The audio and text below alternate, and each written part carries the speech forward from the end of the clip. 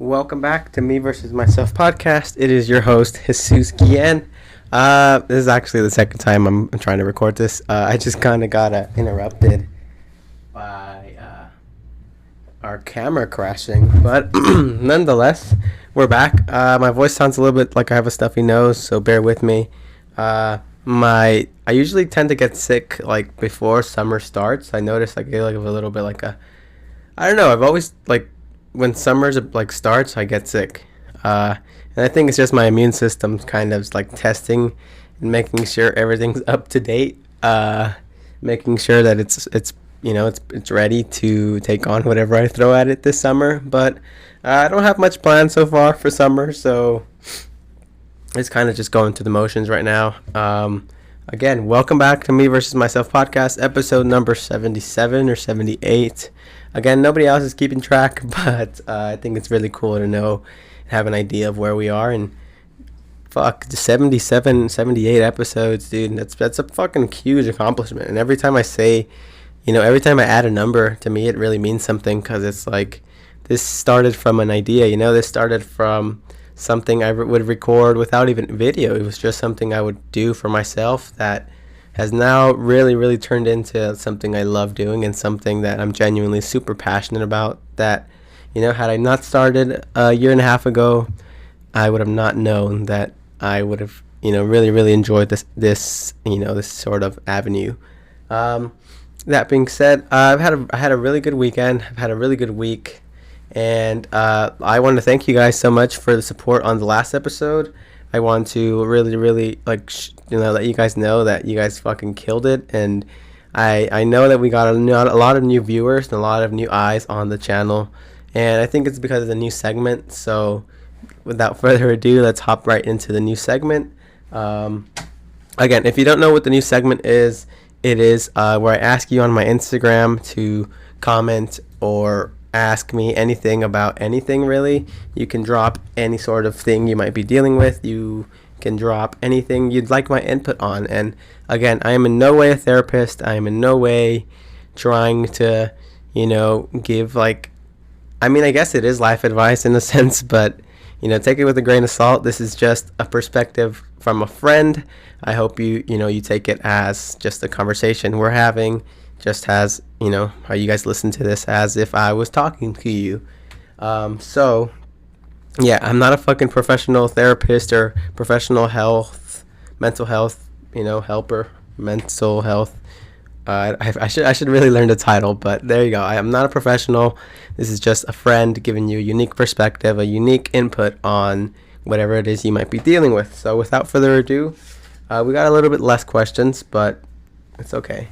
How do you deal with grief when all you know is them? Okay, that's the first question. And I think for the there's multiple layers of grief, right? There's grief, I think, because of losing a loved one or losing anybody that might have been in your life. I think that's one thing. And I think also grief of missing somebody who might no longer be in your life. And so I think we're referring to somebody you losing someone that's no longer in your life. So first of all, I think it's really important to feel out whatever feelings you feel. But one thing is, you cannot get stuck with feeling those feelings. In no way am I suggesting you ignore whatever it is you're feeling. But at a certain point, you have to come to a realization that, for example, if this person is no longer in your life and is still alive or whatever, either the relationship ended for a reason, or the relationship ended simply because it's not what is aligned with your path, right? I think it's very hard to see things from the outside in when we're inside. It's very tunnel visioned. But when you take the step out and really think about what it is you're grieving over and what it is that is holding you back, you might find that it might not seem as severe as you might be making it out to be. And in no way am I not validating your feelings, but I think it's important for you to feel whatever it is you're feeling, but we can't get stuck simply trying to relive and stay in the past just because of what could have been or what should have been or what was. It's simply, it may be done. And I think you need to find comfort in that whatever is coming is going to be way better. And in the sense that, and if just let me talk over in the sense of like losing a loved one. I heard in a book once that I read last year. It's talking about like the death of a loved one and just death in general, right? And it was a very unique perspective that might seem very like weird, but you need to understand that you should cherish everything that they were. You should cherish everything that they gave you, everything, every moment, every little laugh, every little thing, that every moment that you got to share with this person was meant to happen in that way. And it might suck because they're no longer here and they're no longer there, and there may not be any more moments of those, but there's so much like love in those memories, and it's so pure for you to be moved and touched by this person even after they've departed. So whatever it is that you might be dealing with, please stay strong, and I suggest you come to terms with how you feel and accept what happened for how it happened, and try to look towards the future and try to live on. And because I guess one thing that could happen is you missed a certain person so much that you missed him so much that you start to live your life like as if there's a gap missing. But I don't think that they would want that for you. I don't think that whoever it is that might be gone would want you to be suffering even after they're gone. Like, find some sort of comfort, find some sort of like, I guess, stability, knowing that everything that they lived with you was meant to happen in that way, and just cherish it for however long, and as long as that, as long as it's part of you, it will forever be part of you. But we unfortunately can't bring anyone back, and that's the truth that we might seem bittersweet, but I think there's a lot of release and relief that comes with you letting go and accepting that they're no longer with us. That was a good question. So yeah, if you're crying and simping over a boyfriend though, or a girlfriend, pack it up. You gotta go. Because honestly, dude, it might seem like it's the end of the world, especially when you lose somebody that you might have been a partner. That might have been a partner to you. Sorry, I think that's like, it's very hard. Don't get me wrong, and it's so easy for me to sit up here and be like, oh, like I'm so detached from whatever thing that happened. But that thing that never really goes away. You can't really erase your exes. Like, and I guess like, I guess you can, but I guess like when it's like a certain special bond that you share with somebody, and that it's like been like for like a severely long time, it's very hard to just simply just move on and be like, oh, like like on to the next or whatever. But they will always be part of you, and it's very easy for me to be like, oh, I'm like, to be out here where I'm at now, because a year ago, even like a year ago, before I when me and my girlfriend had recently broke up, it was very hard to see the light at the end of the tunnel. Like, again, this person had been my world for the past 2.5 years, that all of a sudden, not having that crutch to rely on, not having that pillar to, just even just the friendship of it, like it sucks because it's a lot changes, and you're so used to having this certain person that gets your slang, gets your fucking inside jokes, gets you in a way that no one else has ever really got to see you. It's very powerful. And it's really unfortunate to lose something like that, but I know that whatever's coming is better. And in no disrespect to my past, but just in the sense that whatever is meant to be is meant to be. And obviously, if it didn't work out, maybe it just wasn't the right thing for me at the moment. So nonetheless, we got to keep moving forward. We've got to just trust that this is all happening for a greater good.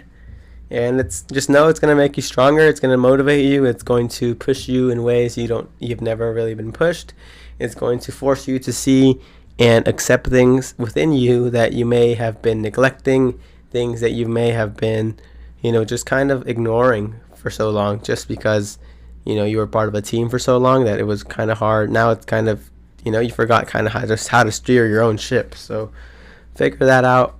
And yeah, don't be stuck in the past too much. Just accept all the memories, cherish all the moments, and cherish everything for what it was. And don't think about too much about what could have been or how it could have been, or there's nothing there. Just move forward, and I promise there will be some relief. Okay, so I know who said this, but I don't know if I should say their name. Okay, but you're cute. Anyways.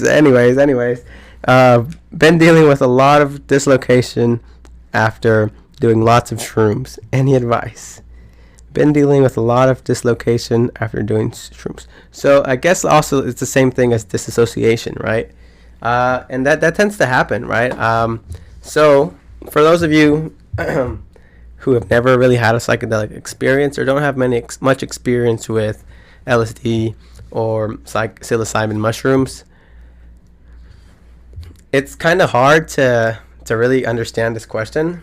But for example, me, who I have moderate experience, I have a pretty good idea, and a pretty open book when it comes to this stuff. So as far as dislocation, I think you said you've been taking a lot, so that might be problem number one. This is my experience, right? In my opinion, in my experience, okay, how do I word this? Sorry, I'm having trouble wording this. But in my experience, I don't really see shrooms as a recreational thing. To me, it's like medicine, and I fully respect it as like a therapeutic tool. And one thing about like mushrooms is, and just I guess just drugs in general, but when it comes to like mushrooms, for me, mushrooms always really humble me, really ground me, really show me like, hey dude, you don't have to be fucking doing all these things, like just focus on you. For example, I can give you guys a little bit of insight, and I would love to talk about this more later on, but when was it? So last Wednesday, I took like 2 grams of shrooms at the beach, and like for example, like I was saying, like with shrooms, it's always been like a very personal, like kind of weird interior like feeling. I feel very like interoceptive, which is just me in my head, and it's very like everybody can hear themselves in their head, and everyone talks to themselves in their head. But with like shrooms, it's like instead of just having one linear voice, it's like the same linear voice, but like stacking on. Like there's no really endpoints, like there's nothing that. Dude, this sounds so stupid, and it sounds really like woo woo, and I know, but like it sounds like it makes me feel like my thoughts are on like 1,000 miles per hour, and not in the sense that like I'm like, but it's just like. My brain is just going, and if I'm not speaking, dude, it's just like the words are just stacking up, and thinking. Thoughts are filling up, and like I always feel very humbled because that feeling is very, very uncomfortable for me. Like I feel literally every time I trip, I'm just balled up and just like laying down, my eyes closed, and just experiencing the ride, But when it comes to, I think when you start doing a lot, too much of a good thing is also a bad thing. And although it's, I can say that all of my experiences have been very helpful. I think with the dislocation and disassociation, it comes from doing a lot, right? Like one thing about, I guess, psychedelics in general is like once you kind of experience the other side, it's kind of very hard to go back, like not that fucking Millie, bro. Are you coming in or out, Millie? This ain't cool. You keep coming in and out. Anyways, fucking Millie, sorry about that.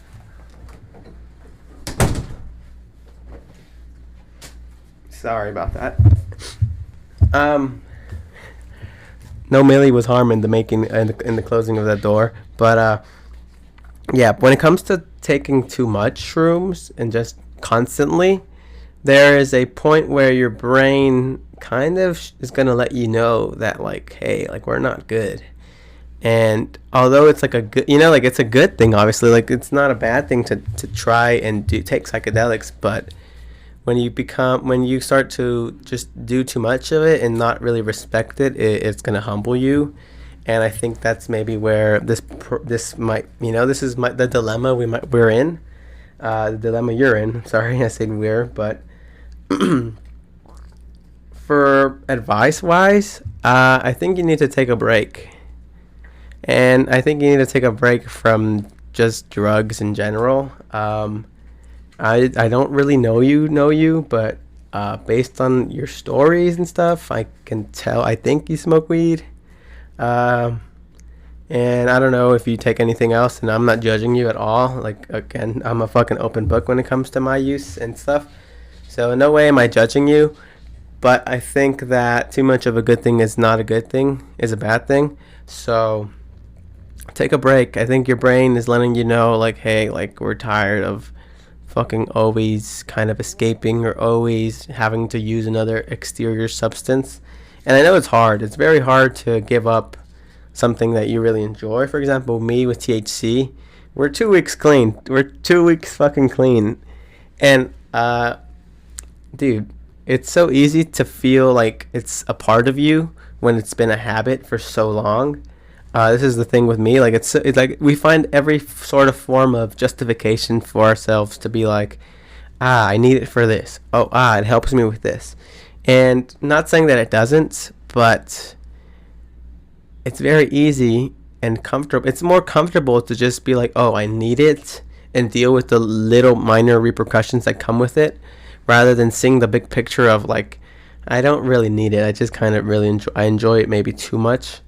And maybe that's where the problem is. So definitely, I think that mushrooms are medicine, and maybe your experiences might be recreational, and there's no right or wrong way to take these sort of substances. But for me, in my opinion, and with all of the use that I've had, and and simply just having, like, intentions when I take it, and having a controlled environment, and having just having everything in place to where it's like, if something were to go bad, or if I were to feel very uncomfortable, I know that it's just part of the experience. I know it's part of the the substance, and you just kind of have to ride it out. But yeah, I think you might benefit from taking a break from all sort of substances, even if it's like even if it's like a week, dude. Like, and that might seem and it might seem hard, but I think we kind of have to see the big picture and, like, be straight up and be like, okay, like, if I can't do a week, there may be a problem. There may be a problem, and that's just kind of how it goes with a lot of things, right? Like, you don't know you're addicted until you try to go, like, a week without it.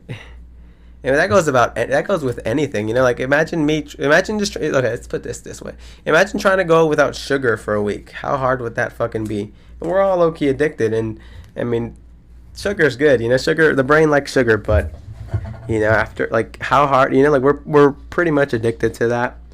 And I think, just to giving your mind a break, and I know that I'm rambling, and this hasn't been, like, the best advice. I'm so sorry about that, but genuinely, when it comes to disassociation, it's very hard to put the genie back in the fucking bottle. Once you're already out, I understand that, you're kind of on the other side now. You've made it, and it's like this weird thing where it's like you understand that shit isn't as fucking deep as we always pretend it is. It's just kind of the way society has agreed to accept everything for how it is. But I think that you need to find yourself in a way that does not require any sort of substance. Again, I am not judging you, and whether you do this or not, it's up to you. But in my opinion, and how I had been feeling with THC, for example, just feeling a constant cycle of, like, okay, comfortable, quick dopamine hit, but And it was just way easier to deal with just me being like comfortable and lazy and feeling like that, rather than like actually trying to fulfill my goals and trying to get somewhere with my life, you know? Like, not that weed prevents you. It's not weed. It's one. It's, you know, it's how it affects the person itself. But for me, I know that if I just cut it out, I would reap so many benefits. And honestly, 2 weeks in, I feel phenomenal. I feel very, very light. I feel free, and I'm so happy to see where I'm at and to have total control on my mood. And don't get me wrong, there's times where it's like I do feel like weird. I do feel like the urge to kind of smoke, because I know that it's so easy to just go out and, you know, take a fucking hit off the stizzy or hit off the whatever, you know. And I know I'll feel good, but you gotta think. I have to think about the long run, and I have to think about how I'm affecting my brain in the long term. So, yeah, please take some time for you. Take some time to just let your mind rest a little bit, and also journaling, I think, what might help you. Just really, really getting in touch with how you feel, getting in touch with, you know, us on Earth again, and not so much on the other side of things. So I hope that gives you some sort of insight and some sort of advice. I'm not a fucking guru. I'm not a shaman or anything, but in my experience, I've treated it like medicine. I've treated it like therapy, and it has done me well. Although it has been made me feel uncomfortable at certain times, it has been for the greater good. So take some time off, take some time to yourself, and just let your mind rest a little bit. Okay, sorry. Next question. Thoughts on Nyjah Huston? Nyjah Huston. If you don't know who Nyjah Huston is a professional skateboarder. On Street League skateboarding SLS, right? So Nyjah Huston, bro. Nyjah Huston is a huge influence in me, in Jesus Guillen, right? Jesus Guillen, like in middle school, in 7th grade, I would watch Nyjah Huston compete in Street League, because in like 8th grade and 7th grade, I really liked the skateboard culture, and I still do, you know, and it's shaped me. It's shaped who I am, for sure, 1,000 billion%. Skating and skate culture, and just that whole urban street style of like dressing and stuff is really has, you know, I straight up owe it to skating and that culture. Nyjah Huston, to me, is a fucking beast, and dude, he's somebody that really shaped who I am, you know, who I've become, and in indirect ways, simply by how I chose to dress. I fucking bought his shoes in like 7th and 8th grade. I had his DC shoes before he was even on Nike. That was back in the day. So I've been a fan for a while. It's so cool to see him still fucking shredding and still doing fucking phenomenal in tournaments. Phenomenal is my fucking favorite word. If you guys haven't figured it out yet, phenomenal is my favorite word, and I really enjoy saying it. But dude, that guy's a fucking monster, and dude, I really admire him, and I really admire everything he's been able to do with skating and skateboarding and his career. And I hope to fucking meet him one day, dude. I would love to shake that man's hand and just fucking shake his hand, dude. Because honestly, he's shaped a lot of me and a lot of my interest. And well, in fucking growing up, I kind of I still do, dude. I would still love to learn how to skateboard. I haven't gave up on the dream completely, but I would love to fucking be able to like kickflip, and I would love to tray flip. If I could tray flip, bro, sheesh, that would be the fucking. I would be the man officially. That would make me like God amongst the men, you know. Oh my God, that would be fucking awesome. But it'll happen. It'll happen eventually. I haven't really, you know, put the time into trying to skate. Even when I was like skating, I was just more of like cruising around and stuff. So I would learn how to push, and I would push and kick. But yeah, I never really did tricks. And well, partly because my stance was, my stance was goofy, so I would have to push down with my left foot, and like it was so awkward. It was so awkward to pop the fucking board up. And dude, I only ever really got good at fingerboarding and skate, like my little fucking tech. So here, I got really good at this because in 8th grade and 7th grade, this didn't take much, dude. It was literally like, should grab a fucking textbook and let's start skateboarding. And my homies Elijah, my homies Michael, my homies Luis, dude, we would fucking skate on the fucking staplers, on the fucking textbooks, bro. And shout out Miss Antonou, because Miss Antonou took one of my boards once for the whole fucking year. And I didn't get it until the year ended, and she said, "You're not gonna get this till the year ends," and I didn't get that shit till the year ended. So, thank you for teaching me a lesson and fucking disciplining me. Although it might have seemed shitty as fuck, I really appreciate you disciplining me and giving me that little fucking just discipline. You know, discipline equals freedom is something it's a topic I've been really like digging into my head and engraving into my head. Discipline equals freedom. Shout out to Jocko Willink. He's really opened my eyes and has really enforced that idea. Discipline equals freedom, bro. And okay, this is a perfect segue, right? Because okay, the ninth. So last week, the perfect segue. So last week on Wednesday, last week was kind of weird. Well, the beginning of the week was a little bit weird. So Tuesday, so Monday, you guys, I recorded my podcast and whatever, I posted it, blah, blah, blah.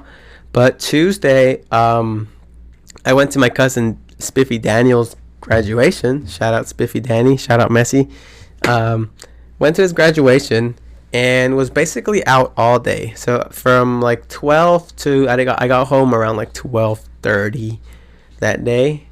So yeah, so from around 12:30 to like 12:30, I was out. So basically the whole day. I went to dinner and I went to his graduation and then I hung out with them and I went mini golfing that day too, which is kind of funny. So that's kind of funny story that happened when I was mini golfing. So me and my cousin Danny and my cousin Miguel, we were mini golfing and we were just doing our thing, playing 1v1v1, and then a group of girls was like, "Hey, like, can we join you?" And it was just like, "Yeah, for sure, like, bet." And like it was kind of funny because this whole night we were all kind of just like flirting and like we were just, I don't know, it was just really weird because it was just like we were all just being so fucking open and just in the moment that it was just kind of, we were just vibing. Like it was like flirty, it was like teasing here and there, you know, and it was just kind of just straight up vibes. But yeah, sorry, I had forgot about that, but I digress. So yeah, I had went out the whole day, and then the next day we were going to meet up and go to the beach for my cousin Carlos's birthday. Shout out Carlos. I have a bunch of cousins, if you didn't know. There's at least like 20 something of us from my dad's side. So yeah, so it was Carlos's birthday now. We're on Wednesday, right? Wednesday, we went to the beach and we all took a little bit of psilocybin mushrooms, and back to discipline equals freedom. I promise it's going to come full circle, okay? So I haven't forgot what we're talking about. So we take some shrooms, right? And we're just vibing and whatever. It takes about like an hour and a half to like really start hitting. And dude, since I had been out of my like systems, I had been out of my loop, out of my little disciplines for the past like 2 days. It felt very strange, and I felt very like not in control during, like, while I was tripping. Like I felt like I wasn't in control of like my days. Like I felt like I just felt like I was out of my normal for a bit, and it felt very strange to say the least. And this concept of discipline equals freedom was really lingering in my head because, well, here I was, right, at the beach. And again, this day was not about me at all. It was about my boy Carlos's birthday because we were celebrating. But selfishly a little bit, I was in certain situations feeling very uncomfortable because of the mushrooms. And I was kind of like, bro, I want to go home. But like just the concept of discipline equals freedom really really stood out to me because, well, I hadn't really been in my routine. And at home, dude, I'm a very regimented person where it's like I kind of love planning everything, and I've been kind of building efficient systems where it's like, okay, I always have an idea of what I'm gonna eat, and for example, I'll have like waffles pre-made. I'll have whatever it is I plan on. Like I love planning stuff and having systems in place for maximum efficiency. And well, since I had been out of that normal for 2 days and just kind of been out of the loop, I felt very like out of place, and I felt very not. I felt uneven, I guess, you know. And when I have all my little disciplines set up in place, that leaves so much freedom for so many other things, right? And the concept discipline equals freedom was giving me comfort because it was like, dude, like I'm so happy that uh, everything at home is like so kind of where it needs, where it, you know, like I have systems in place that really really work for me. That not having those systems was like, bro, I want to go home, dude. So discipline equals freedom. Yeah, that's a perfect segue, right? And then when Wednesday we went to the beach and then went to get dinner, and dinner was a fucking blast. Blast. Dinner was a fucking blast, bro. Those my cousins Javi, Ignacio, Miguel, Danny, Carlos. You guys are my fucking boys, and all my cousins, dude. Not just them, but all of my cousins are my best friends. Literally, like there's no place where it's like I'm the most myself than when we're all together. And I love just being with you guys and spending time with you guys. And you guys are genuinely some of my best friends. You guys are my best friends, dude. There's really no other way to put it. So I fucking love you guys, and you guys are awesome.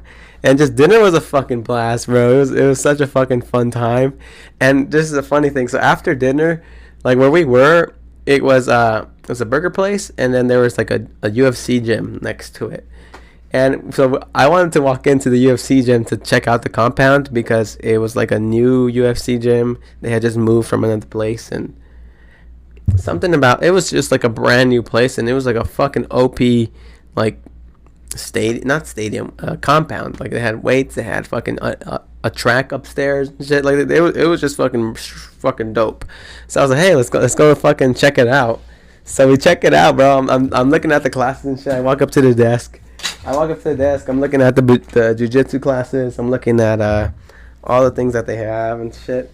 And then I put this down. I look away, dude, and I see this fucking clown guy, dude. Like clown. I see. Oh my god, bro, dude. Like, I shit you not, dude. I swear I thought this fool was wearing a mask, but he was not.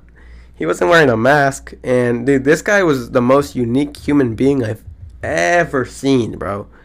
And this is like crazy because I can just close my eyes and see him. But dude, he had fucking like red hair and like literally like clown hair, literally red fucking clown hair, and he had like tattoos from like probably head to toe.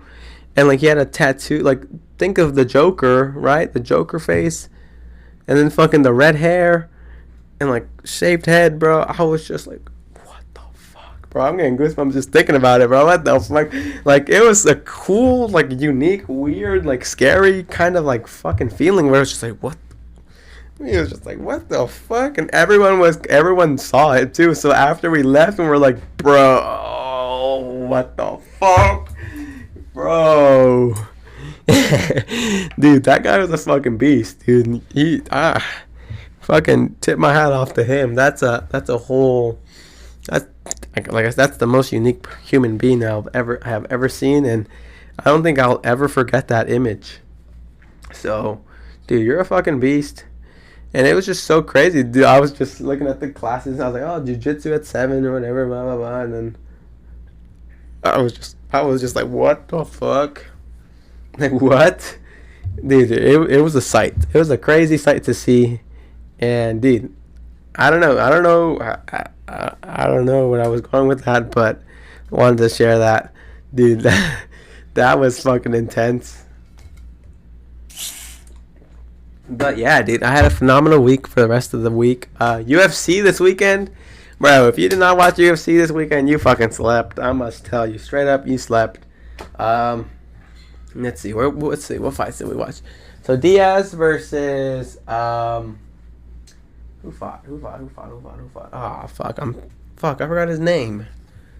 Leon Edwards. Yeah, I wanted Leon Edwards to win. I had called Leon Edwards to win since I watched The Embedded like on Monday. I listened to Leon Edwards on Joe Rogan, so when I realized that it was him, and I was like, oh shit, versus Nate Diaz, I was like, I got my boy Leon Edwards. And well, he did his thing. Nate Diaz almost had him at the end. That was a good fight. Brandon Moreno, bro. Saludos, amigazo.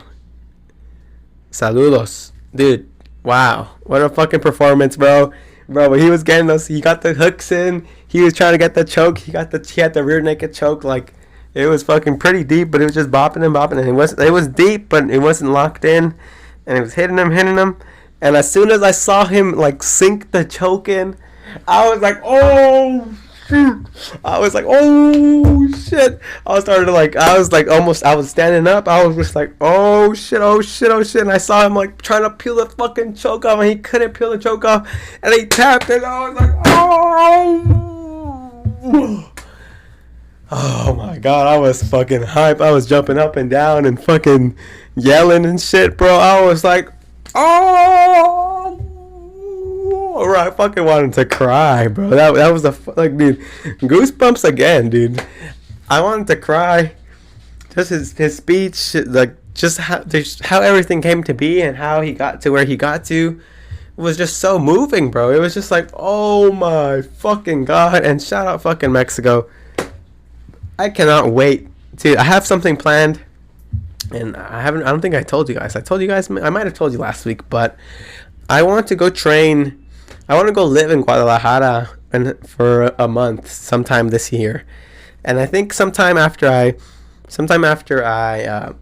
turn 20, so sometime after September, I'm looking at going and living in Guadalajara for a month, which should be so fucking cool because I've seen a couple of jiu-jitsu gyms out there, and it's just a matter of getting my numbers straight and knowing, okay, how much, having an idea of what I need to, live over there for a month.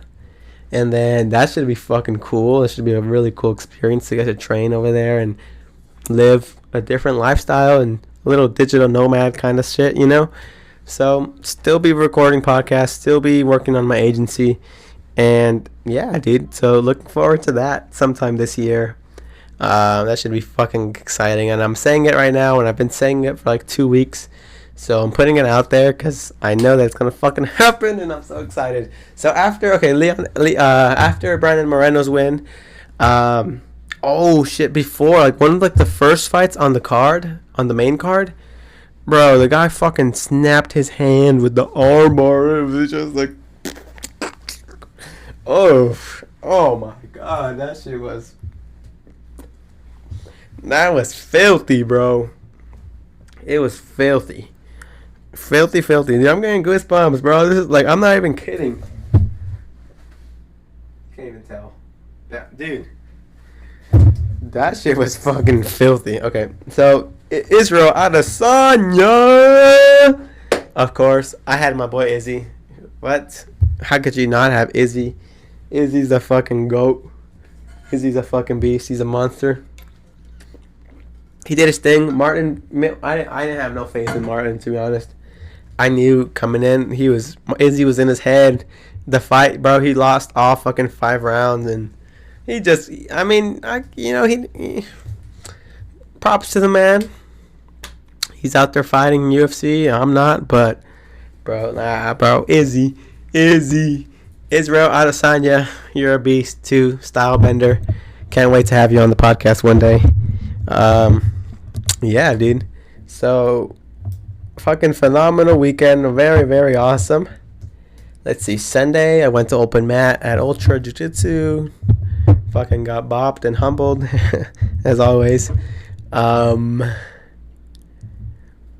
Yeah, dude. Today, Monday, I started this new regiment of like a new baselines in general. Just like I'm waking up at 4 now. I am 4 a.m. I'm waking up at 4 a.m. and I really like it today. Today I've been up since 4, and I noticed that there's a little bit of crash in my energy, like around 11ish, and that's also because I went to train at 6. So I can only imagine tomorrow when I like, or like Tuesdays and Thursdays when I do morning classes, that there will be a little bit more of a crash around 12ish. But I started watching my agency incubator course. Shout out Eman Gadji, my fucking $1 million mentor, multi-million-dollar mentor. You're a fucking beast, dude. You really inspire me. And dude, I'm happy to be part of the agency incubator family. And it's so awesome to have the means to be able to invest in myself and invest in things that are going to fucking propel me. Because one thing that I've learned is you don't know what you don't know, and you're better off learning from somebody that does know what you don't know. You might learn something there. So yeah, I'm watching my course again. I'm taking more action on my agency. Started talking to contractors for my agency. So that's a fucking big step that I kind of had been putting off for a while, that today I got done, and I'm so excited for, because dude, the agency, oh my god, and I can't wait, dude. I can't fucking wait till September 14th, because dude, I posted a podcast not too long ago, maybe a year, maybe like a little bit less than a year. I think I was 18 still, actually. Either when I was like late 18 or early 19 years old. I posted a podcast called A Message to 20-Year-Old Me. And the prophecy is fucking being fulfilled, bro. The prophecy is being fulfilled. I'm so happy. I'm so excited. Dude, it's happening. Everything that I've been working towards, everything that I've been setting up, all the little disciplines I've been trying to do. My fucking body's looking phenomenal. I can barely keep a fucking shirt on anymore, dude, because I'm fucking shredded. Kinda shredded. Dude, I'm just at a fucking good place, bro. I'm just happy. I'm fucking single. I'm living my fucking life, and my agency's about to take off. Man, bro. Man, oh man. What is there to complain about? Nothing, bro. We're fucking alive. We're breathing. We're fucking COVID free, vaccine free, dude. Oh shit. Bro, I'm living my fucking best life right now. Living my best life, and I'm so excited, so excited to be sharing this journey with you, dude. Because, dude, I literally say it every day, in every way. I'm getting better and better, and I am, bro. I really am, and it's starting to show. And it's like, bro, it's so cool to see me really like, continue to evolve and continue to become this new version that I know I can be, right? I know I can really shake things up, and I know that I'm setting myself up for a tremendous amount of success that is coming, and I know that the universe is abundant, and I accept my generous share of that abundance now. Oh my goodness. I love the world. I love you guys. I love you guys for supporting me. I love you guys so much for believing in me. And I'm so happy to really be sharing my thoughts and ideas and message with you, because I really want to inspire you. I really want to provide some sort of unique insight into the way I'm living my life and the way that I'm working towards the success I know is coming, and I know I deserve because I'm working for it. So here it fucking comes, bro. Aesthetic physique, check. Aesthetic physique, check. The next goal is 15K agency, and that's what we're fucking doing. And don't get it fucking twisted. It's happening. It's fucking happening, bro. And I'm so excited. I'm so happy, and I'm so very blessed to be where I'm at. And I'm so blessed to live the life that I live. Shout out Dream MMA. Shout out everybody that knows me. Dude, you guys are fucking awesome. And thank you so much for being part of my journey. Thank you so much for, just watching me and listening to my podcast and making sure that you guys are liking and subscribing. Thank you guys for fucking sharing it and posting this on your story. Thank you so much for supporting the vision, supporting the grind, supporting me. And I promise that the best is yet to come. These fucking foundations I've been building up are fucking awesome. The pillars are fucking built. And now it's time to build the fucking house, dude. Now we're building the fucking crib. And, dude, I'm excited. I'm so happy because it's happening and it's coming into fucking fruition. And it's all coming full circle. And with that being said, thank you so much for watching. Thank you so much for listening. This has been Jesus Guillen with Me Versus Myself podcast. Friday I got a haircut. I don't know if you guys can see. Got a haircut Friday. Yeah, sorry. Side note. But yeah, dude. Have a phenomenal weekend. Have a phenomenal week, actually. Have a great day. And thank you so much for listening. Again, please give us 5 stars on YouTube, 5 stars on Apple Podcasts. Give us a follow on Spotify. Give us a like, a comment, or a subscription on YouTube. I would really, really, really appreciate that. And with that being said, this is your host, Jesus Guillen, Jesus Alejandro Guillen, with Me Versus Myself podcast. Goodbye.